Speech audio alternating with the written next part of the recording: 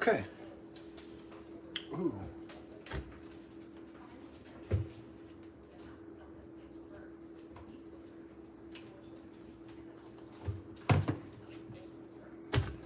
Okay, so we got this Pioneer Country Gravy Mix from 1851. Wow. Pioneer, you know? It's amazing. I like that there's some old Western cooking companies, you know, that they invented their own style and they had to eat a certain way on the trail. Maybe you wouldn't always like what they ate on the trail, right? Because sometimes it was flotsam and jetsam. Yeah. I bet it was just whatever you could hunt, whatever you can get your hands on a lot of times, whether it was. But, you know, there might have been some great chef masters. Well, I guess through their work, they were able to. What, boo? We're making chicken? Okay. Yeah. I love you, baby. She did a kind of a rolling, almost a Spanish growl. Almost a. It was like really good. That was almost Chewbacca-like there. That was excellent.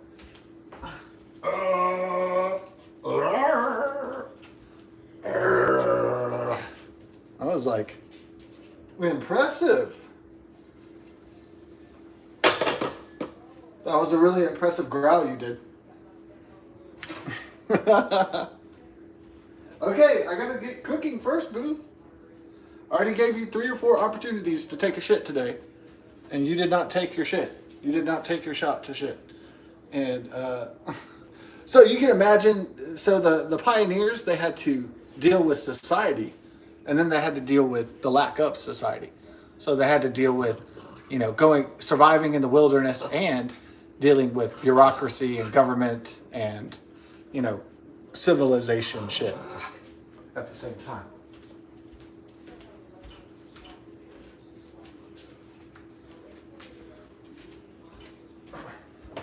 But it was probably excellent to participate in the economy because then you could get the goods that you needed or wanted. So if you were going to make trail mix, you can get your meat from the hunt, and you could cook over a fire, but you had to get your beans and stuff from the farmers and the markets, and so from the town, from the cities. Unless you grew your own or something, yeah.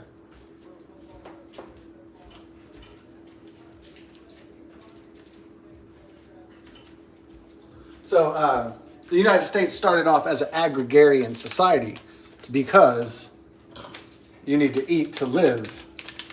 People don't live to eat, they eat to live. So maybe some people, you know, that are like obese and maybe they live to eat, but mainly people eat so they can continue living. Yeah. So it's a necessity that also can be tasty and be pleasurable. Oh, you want to play toys? Oh, I get what this is about. Okay. What? You know what? She was angry because I was not playing with toys. I was playing with my toys, which are the camera and the cooking, but I wasn't playing with her toys, so she was upset. It is a female dog after all, and females are very emotional if you don't pay attention to them. So, yay! Toys. Yeah, I'm gonna get the toy. It's gonna be my toy. It's Friday the 13th, and the moons are coming in. So I want you to witness the moon. I took some snaps of it earlier. It's coming in. It'll be full by what, the 18th, 17th? Oh, it looks like it has a glow on it. Like, it almost, I'd say, looks like it has a shield, but that would be too sci-fi. I think the aliens have a shield on the moon base. It looks like that way in some of the reflections. Let's heat up that oil. Cover me in oil. Cover me in oil. The AC/DC. Yeah, I kind of like that song, really. From Ball Breaker.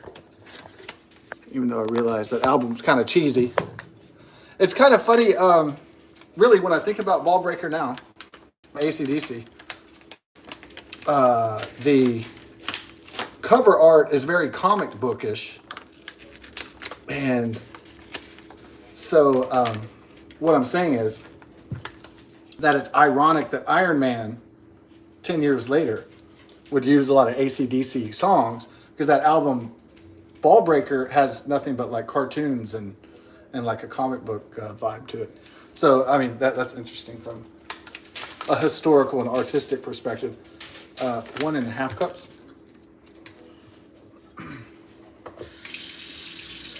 Of water for the gravy. I'm still heating up the oil so I can fry. We're having a fry day.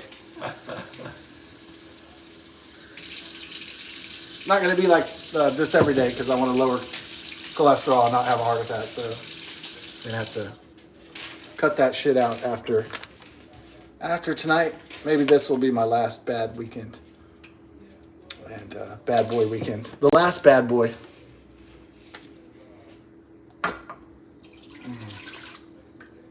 All right. And then I think I'm going to make a little, I think I might mix it up in this, so we'll have a container for it.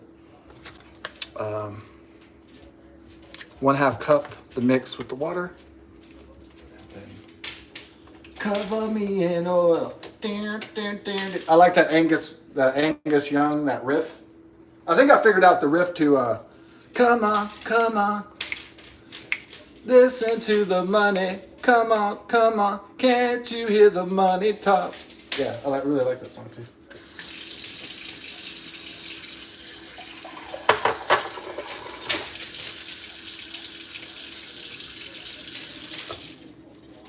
You want to play ball toy?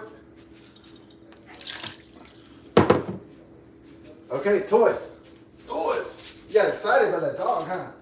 That dog. That's what. Dogs get excited by other dogs. Men get excited by beautiful women. So that's just nature. So I think there was a blonde like over there.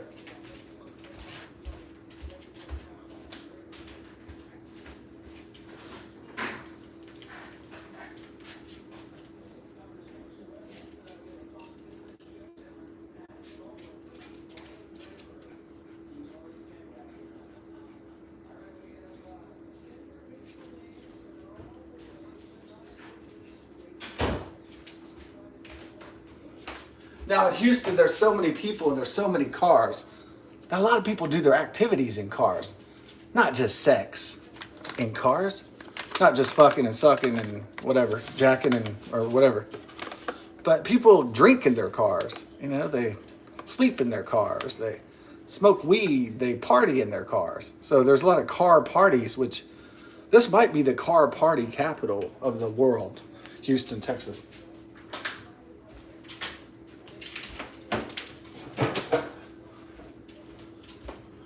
So why would you have a car party? Well, you don't want your parents to know you're drinking, or you don't want your spouse to know that you're drinking, or you're getting high and you're listening to music in your car. You're doing a pleasurable activity in the car. And so I think there's a young blonde girl that's in her car right next, right in my parking lot. I think she's the daughter, or she might be the girlfriend of the red-haired lady who's kind of hot. So it's like a hot woman, and she has a hot daughter too. And so she might be in her car listening to music. I'm hearing a lot of girly music, so I think it's that blonde girl. So could be a woman that's 18. Yeah, I think she's 18. She so looks older. So and she's pretty good looking. She's pretty good looking. Yeah, pretty sexy. You know what I'm saying?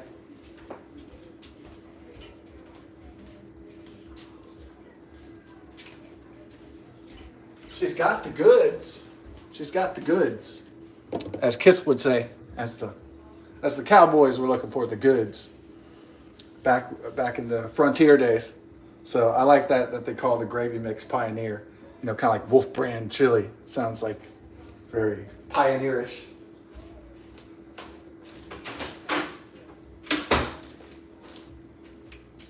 If I ever went to the Alamo, I would like totally geek out. I'd be like, oh my God, I'm at the Alamo. It would almost be like going to like the Wailing Wall and like it'd be like a religious, like the Sistine Chapel. It would be like a religious experience. It's just about. Okay, so we're heating up that oil, and then we're getting the gravy ready first, so we can get the gravy out of the way. We just want to do the gravy. We just want to get it out of the way, and then so we can focus on game time. Okay, so I'm going to put this down to medium. It's been almost. It wasn't at full power, but I put the hot oil down to medium, and then now this is going to boil the.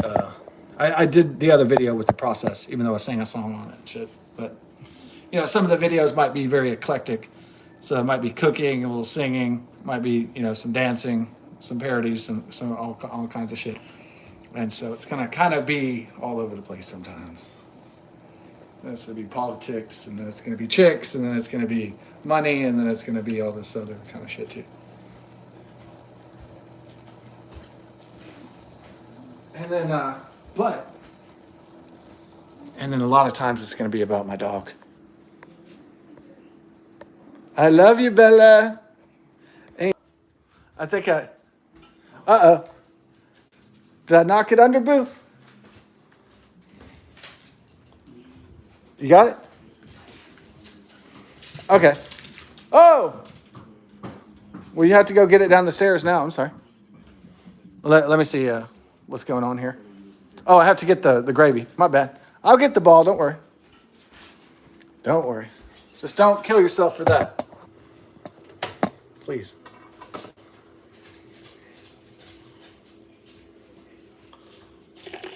So, one of the dangers of social media and cooking is obviously paying attention to what's going on.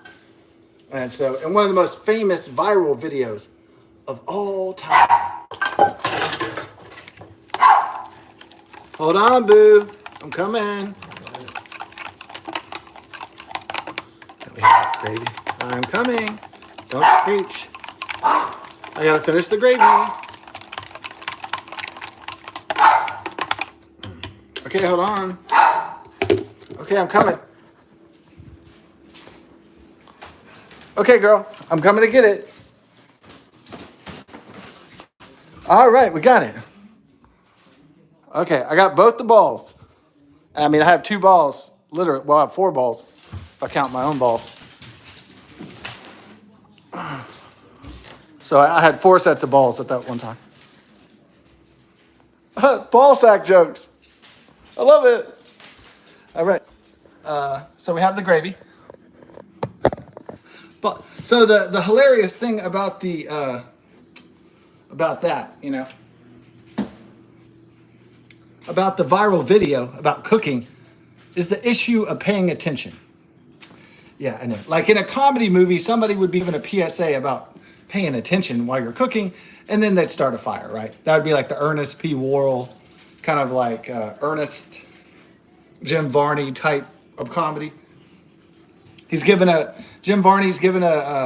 Ernest P. Worrell is giving a speech about safety, and then he falls off the ladder, right? Haha. But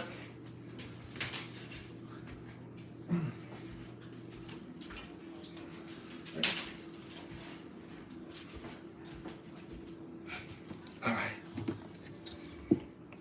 Got that gravy? Ooh. Yeah. All right. It's all gravy. That's what people used to say. It's all gravy. Ah, that was funny. Yeah. All right. Back in the day, like 300 years ago. Oh, yeah.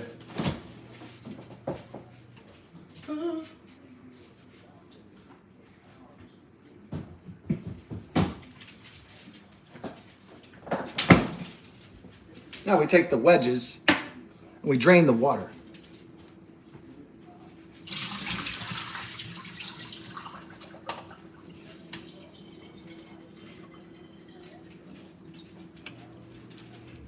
So that young blonde chick, that hot one, might be in her car listening to Taylor Swift or something, drunk or high. A boy broke her heart, or man.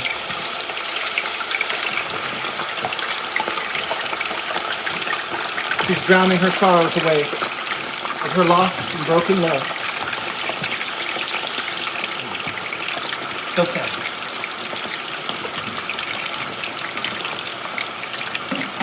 How many girls I've seen crying, getting drunk over guys dumping them or cheating on them? Probably seen it multiple times.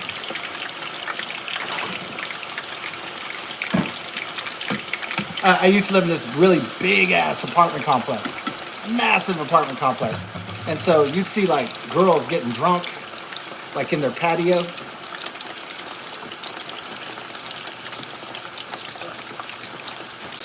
The patio has always been a traditionally fun place to get drunk or stoned. One day I was walking my dog and I looked up and it was like the third story of the apartment, and I saw it was four guys in a circle. No, they weren't playing with their penises. You know what it was? If I see four guys in a circle and they're young, I kind of automatically know what's going on, especially if they're giggling. They're like, ha ha ha, yeah, ha ha, and, just laughing at nothing except themselves. Then I know that's the marijuana. Yeah, that's the sacred circle of the pot smokers. I didn't even have to smell it. I just from far away I saw four young people laughing. I just knew it was the marijuana. Yeah, the patio is a blast to smoke out on because it's high and you're getting high and you're ripped. That's the beauty of it. One day I was walking around the apartments, trying to get exercise and all that, and there was this girl like, how the fuck did you cheat on me, motherfucker? And she was really drunk. There was one girl I wanted to talk to because she was always on her patio drinking. And I felt like going over to the patio and say, hey, do you need a friend? But I was like, oh, well, I didn't want to seem like a creep, especially going up to the bottom patio. But I saw her a lot drinking. And when she was drinking, dude, she was like down in the shit, like, chug-a-lugging, like, hard. And yeah, it was kind of, I guess she had a problem. She had some problems, but I guess she was a kind of too young to be like a raging alcoholic, I found. Or you can never be too young to be an alcoholic, but she was like, every time I walked by her place on the downstairs, like, she was kind of pretty and stuff, but it was like, oh shit. If you see people if you see some girl, even if they're pretty, like, just down in a bottle of liquor or wine every night, it's like. And then you have the people that pretend like they're not alcoholics. Like, there was this one old lady that I used to live by at the apartments, and her husband passed away because he had Alzheimer's. And she was drowning her sorrows every night. She was lonely. And this Catholic lady, and she would be drinking wine, like, by herself, kind of sad, crying every night. But I guess she pretended like she didn't party. But it was kind of sorrow drinking, I think, because she missed her husband, The Chardonnay does not replace your husband, but it might alleviate the pain for a little while until, either you pass away or you get sober or whatever.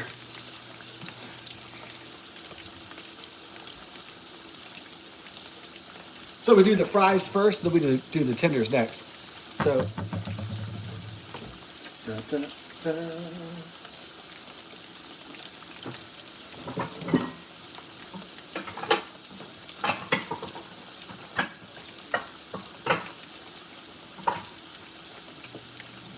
Oh.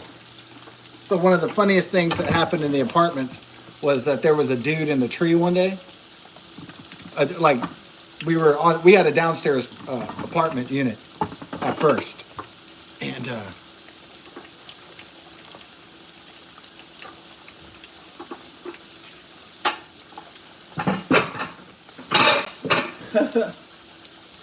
and so it was after work, And you know what people do after work? They eat, they smoke, they drink, they watch TV, they watch movies, whatever. Listen to music, play music, whatever people do out in their leisure time, right? Their off time from work. And that day we got off from work. I think I got off, and then Mom got off at 5, and then it was party time. It's like we'd been working hard all week and keeping the lights on and putting bread on the table and all that shit. And we were like, hey, let's cut loose tonight. Listen to some music, have some drinks on the patio, kind of cut it loose. Some neighbors, they would, some guy with he had a smoking hot wife and he had 3 kids, but he would get together with his buddies on the patio and he would play guitar. And I don't know if they were any good. I never really bothered them while they were partying on the patio or jamming out. But yeah, so then we saw this dude in a tree, and it was like this hippie looking stoner ass dude. And he was in the tree like way in the back, and he saw us from the tree, and it was kind of weird. I probably wouldn't have let him, but he came over to the patio and said, "Hey, can I get a beer?" And I had an extra bush beer, and I said, "Sure." And then he took the beer, and then he went out. It was just kind of weird.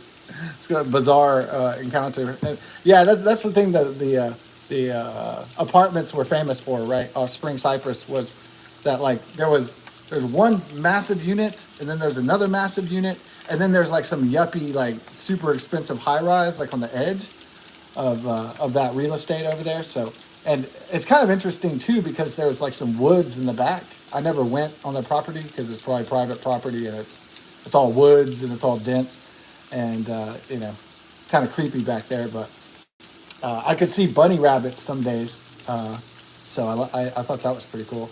I would walk in the back near the forest just to see what I could see if I could see any rare birds and bunny rabbits, and I was looking for stuff like that sometimes. But I never jumped the fence and went into the wilderness itself. It probably would have been fun, but probably scary.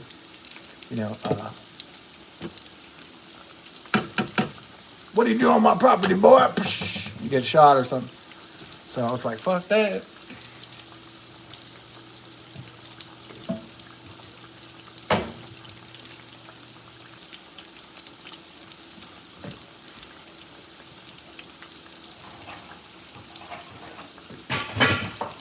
So this girl famously was on TikTok or social media cooking, and she set her whole damn apartment on fire.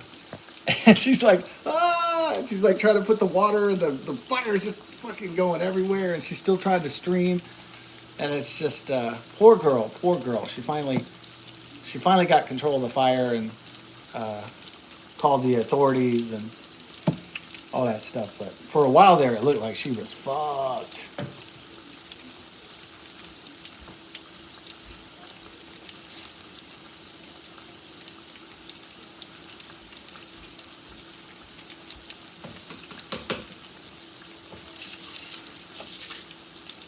So you can cook and stream, but you got to pay attention to what's going on around you.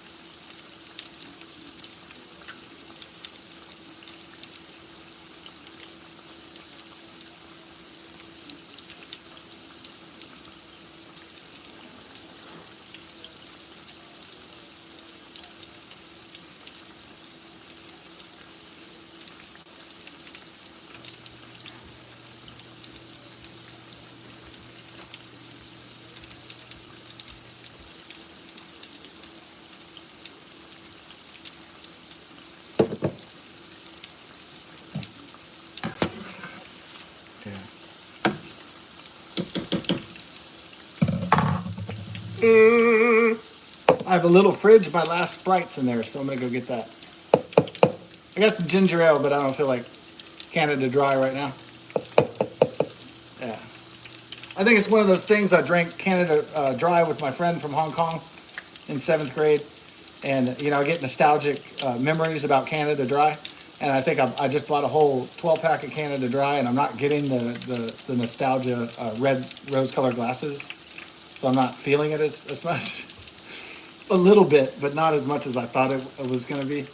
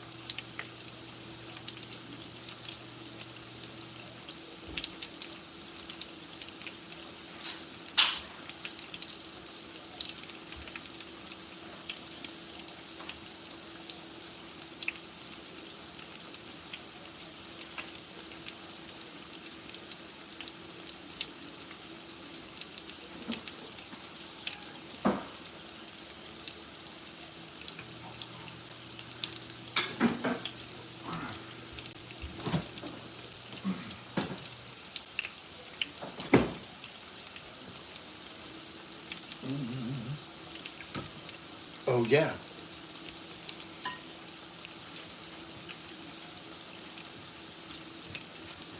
This is my Friday the 13th. And it fucking rocks.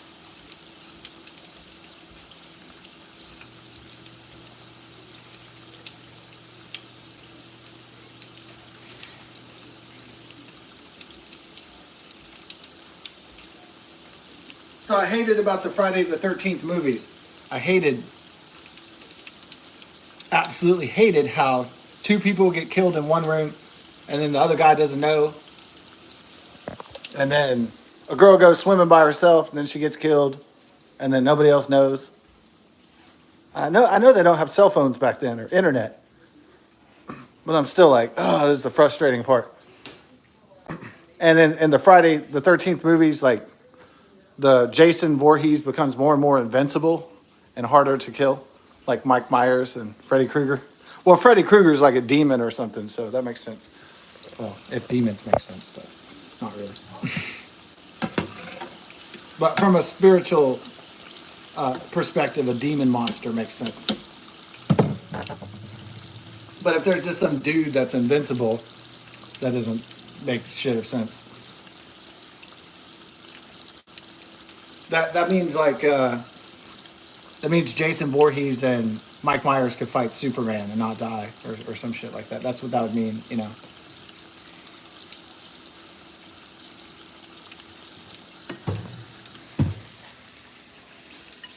So I don't like how Jason and Mike Myers are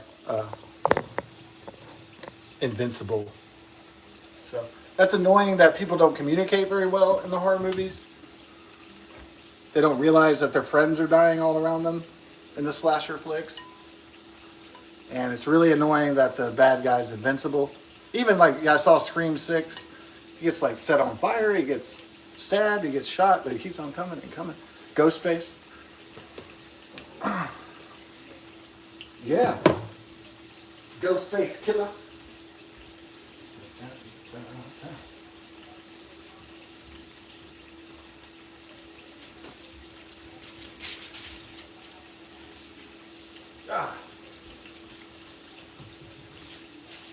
This is a soccer field and dance floor and kitchen at the same time. So you want to play to it? Yeah. I'm gonna get toys. No. These are my tinnies. My tinny toys.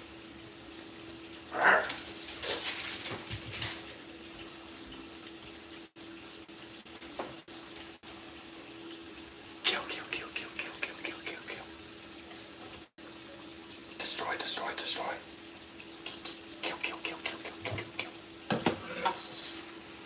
I gonna watch it? I already, watched that a marathon of that, so I'm sure it's on tonight, right?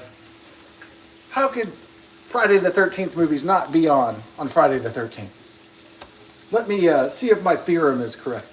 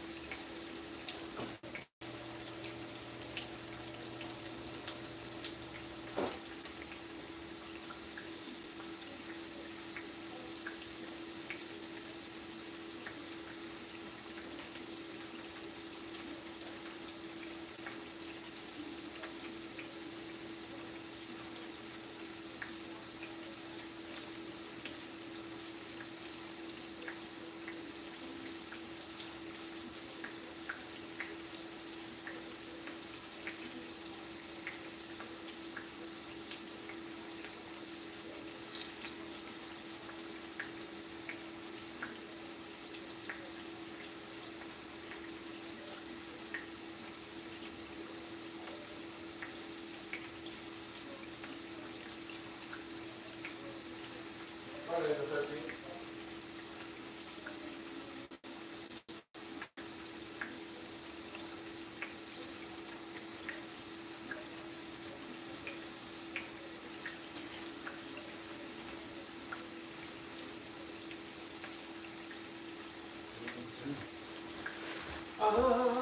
Huh. Well, I guess my theory was incorrect. I did not see it, at least not yet. Maybe later, I don't know. But maybe as the night progresses.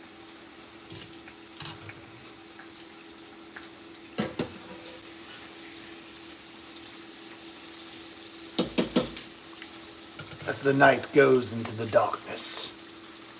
As the darkness unfolds. In the blackness of the night. On Friday the 13th.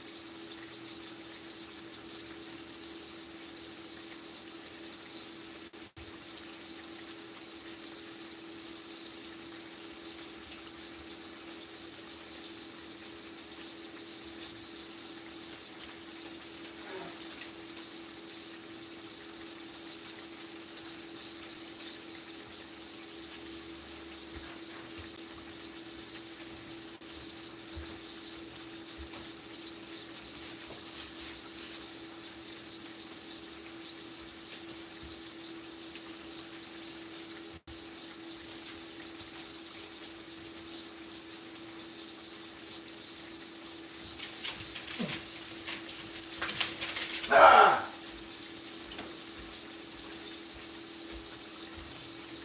She blocked my shot.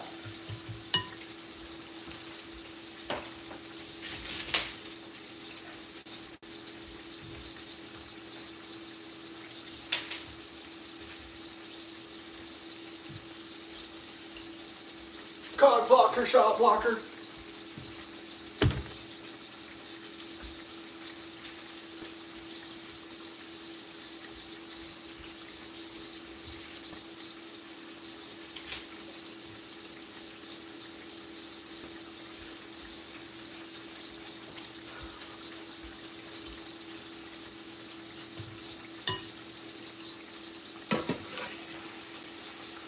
we got some no good taters. So that's where my my aunt and uncle live. They live in, is it Benton? Is it Bentonville or Benton, Arkansas?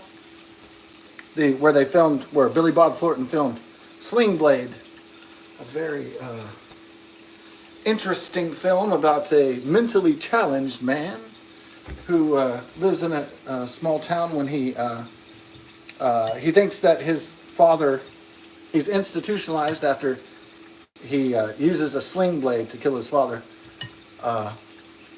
when he's a child, because he thinks his dad is really screwing his mother, but he thinks that when he's a kid and retarded, he thinks that his dad is trying to hurt his mother, so he kills his dad in a sick, tragic story.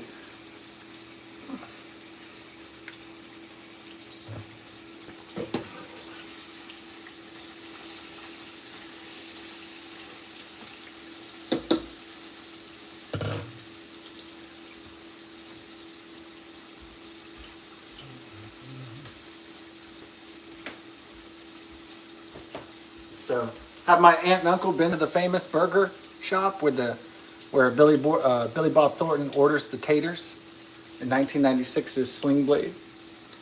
I don't know. They might have visited, just to do it, just to do the tourist thing of Benton, Arkansas. And yeah, of course, had great supporting actors, Dwight Yoakam and John Ritter, especially playing the gay dude in a small town. That was pretty good. Oh! J.T. Walsh plays the pervert in The Institution. He's like, the late, great J.T. Walsh. He's like talking to Billy Bob Thornton. Oh, and I saw her bush. And her bush was like, it was like paradise. Or something. He's like the pervert. And the pervert's really funny. The drunk, the gay. It's like all these different stereotypes in this movie. And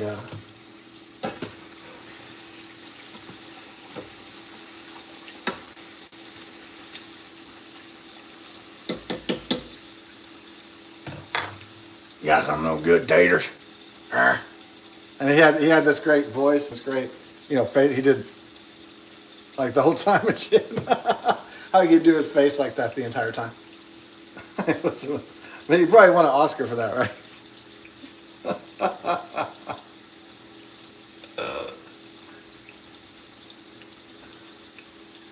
Yeah. So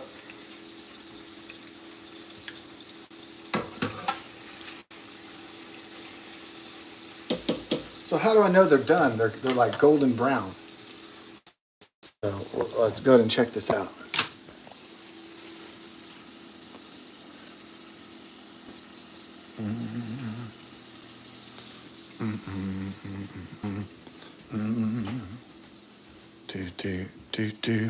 Actually, it is Friday the 13th, so it is kind of creepy. So we are going to... This is locked. We're going to put the pole in later so that if somebody tried to break in here, they would have difficulties. Let's say that. Difficulties in breaking and entering. All right, so the fries look like they're done. Yes. Let's take those out. They are done. If they're golden brown, that means they are done.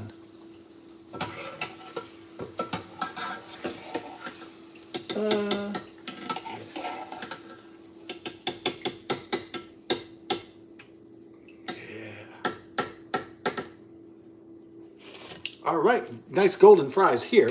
I'll show you the next stage of the process when we get to that. For now, I'm just going to let them, I still got the gravy over here. Still warm.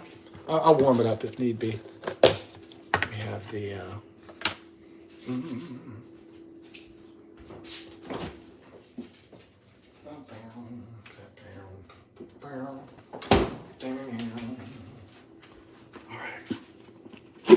Ooh. Then we get the Wheeler strippers.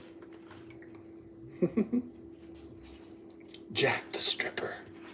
Can we put them all in there, you think? I think you could do that. So they've been marinating and in the egg and the wash and the milk for hours now. So now they're going into the flour.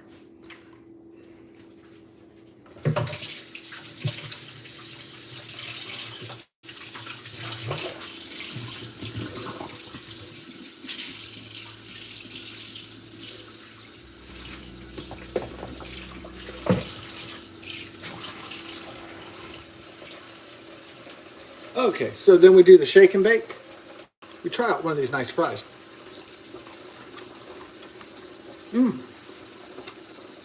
That's quite good.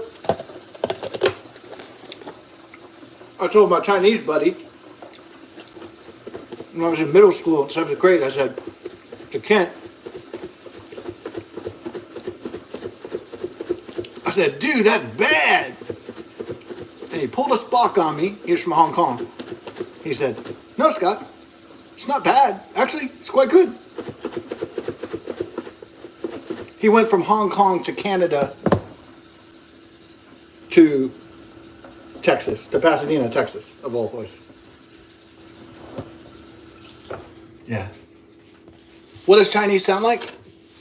Or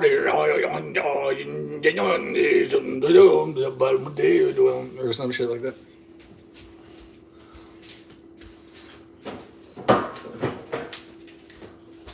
It's like a tonal language.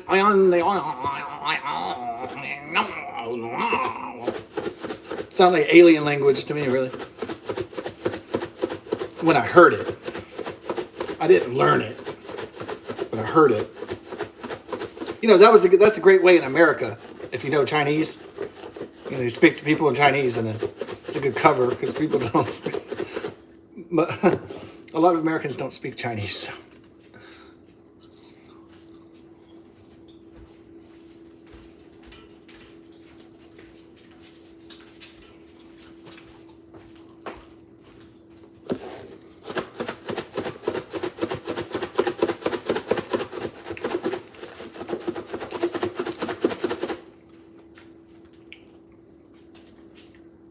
Let's do a slight tribute to the Cars. Shake it up, woo-hoo, shake it up. Dance all day, coo-coo-coo, the room gets hot.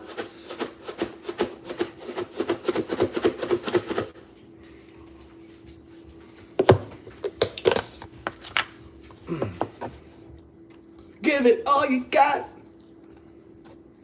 Oh, did it? Did it do it right? Did I?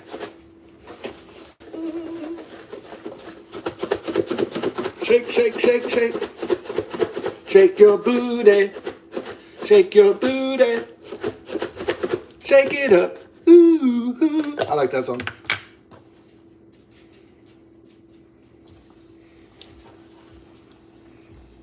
Put these Wheeler's tenders in there. Tenderly.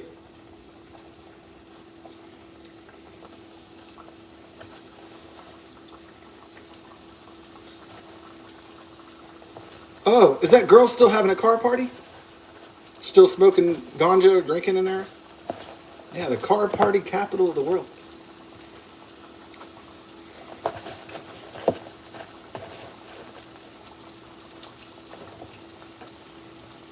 Shake it up. Ooh, ooh. Room gets hot. Give it all you got. Do, do, do. The Cars. Yeah, great band from the late 70s, 1980s. They were post-punk, new wave. Yeah, pretty cool.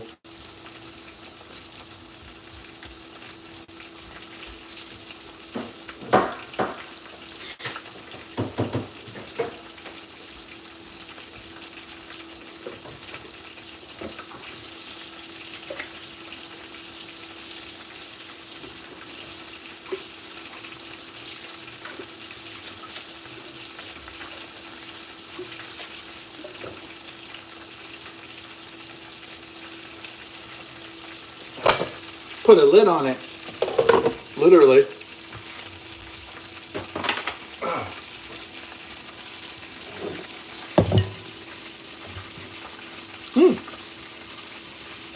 Delicious. Then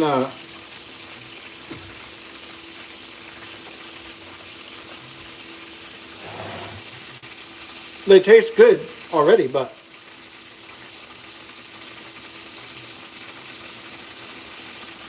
put some pepper, some salt.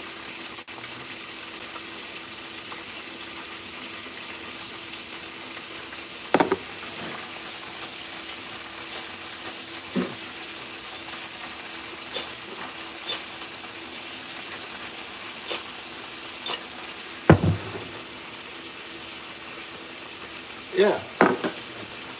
Toss it up. Don't toss your salad. Ha!